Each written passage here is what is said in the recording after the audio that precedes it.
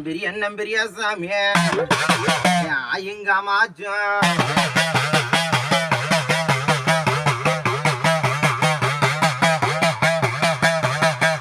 ஆயும் மாறியாயும் எனக்கு சமயபுரம் மாறியாயும்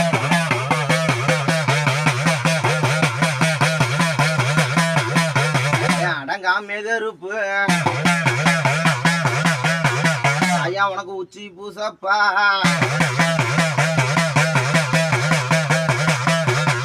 அந்த அண்ணாசி மெகருப்பு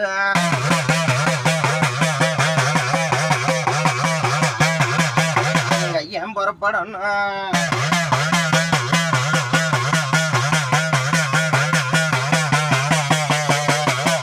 திருச்சி ரோடு போய் ரெட்டமலா ஒண்டி மெகருப்பு அந்த திருச்சி ரோட விட்டு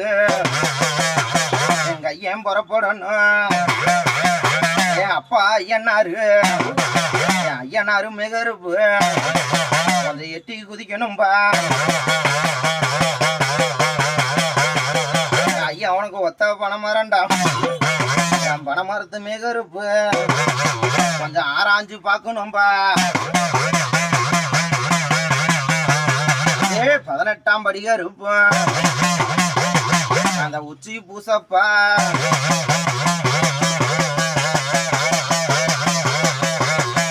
அந்த விரிஞ்ச ஆலாமரம்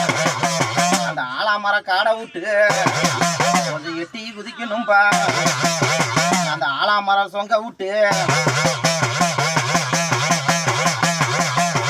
கொஞ்சம் எட்டி பார்க்கணும்பா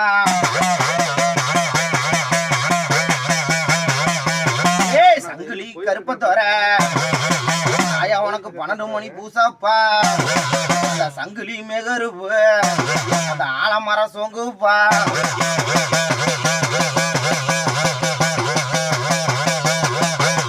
ஐயானிக்கு ஊருக்கு தெக்கப்பா கொஞ்சம் எட்டி கூச்சங்கன்னு அந்த ஆலமரம் சொங்க விட்டு அந்த சங்கிலி மெகருப்பு அந்த கன்னி மாறியலும் கொஞ்சம் ஆராய்ஞ்சு பார்த்தாங்கன்னு ஆயா உனக்கு காவல தெய்வம் ஒண்ணு அந்த சுத்த தெய்வம் ஒண்ணு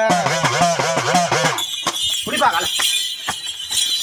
காவல் தெய்வம் ஒண்ணு சுத்தசாமி சங்கிலி கழுத்துல போட்டு எந்திரிச்சு ஓடியா வேண்டா சரியா சங்கிலி கருப்பனார் ஒண்ணு வந்திருக்கேன் மொத்தம் 3 தெய்வம் நிக்கிறா தெய்வத்துக்கு வரல இன்னைக்கு தொழில்றால ரொம்ப அடிபட்டு வந்தாண்டா சரியா தொழில்றால கடனுக்கு மேல கடன் நிக்கிறா சரி உண்டாடா அதை என் கடனை தீர்த்து தரணும்னு கேட்க வந்துட்டான்டா என் கடன் பிரச்சனை போகணும் சாமி என் கடனை ஓட்டி கூட எனக்கு ஒரு எங்க போனாலும் விடிய மாட்டேங்குதுடா அப்படிதான்டா உனக்கு இருக்கு